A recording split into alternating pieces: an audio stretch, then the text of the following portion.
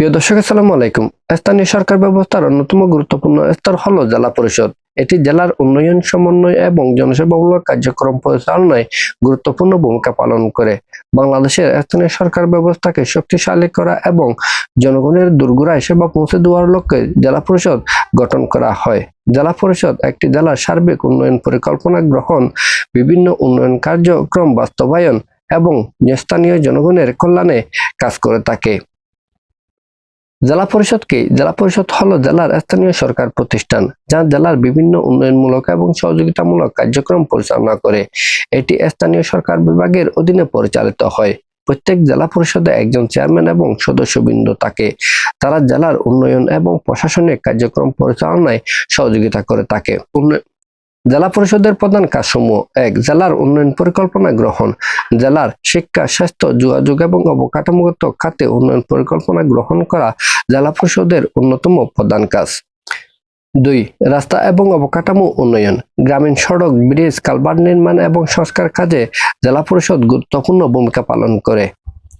তৃতীয়ত, শিক্ষা প্রতিষ্ঠানের সহায়তা। জেলা পরিষদ বিভিন্ন শিক্ষা প্রতিষ্ঠানে সহায়তা প্রদান করে থাকে, যেমন বিদ্যালয় উন্নয়ন, মেধাবী শিক্ষার্থীদের বৃত্তি, শিক্ষা উপকরণ বিতরণ, গ্রন্থাগার এবং সাংস্কৃতিক কার্যক্রমে সহায়তা। চতুর্থত, স্বাস্থ্য এবং জনসেবামূলক কার্যক্রম।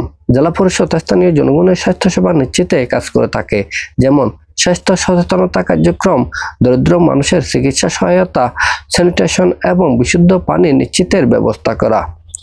পঞ্চমত, সামাজিক এবং সাংস্কৃতিক উন্নয়ন। জেলা পরিষদ জেলার ক্রীড়া, সংস্কৃতি এবং সামাজিক উন্নয়নে গুরুত্বপূর্ণ ভূমিকা পালন করে থাকে। উদাহরণ হিসেবে আমরা বলতে পারি জেলার প্রত্যেকটি স্থানে সামাজিক অনুষ্ঠানের আয়োজন করা, খেলাধুলার আয়োজন করা।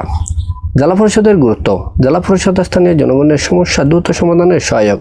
এটি কেন্দ্রীয় সরকারের সঙ্গে স্থানীয় জনগণের একটি গুরুত্বপূর্ণ সংযোগ স্থাপন করে।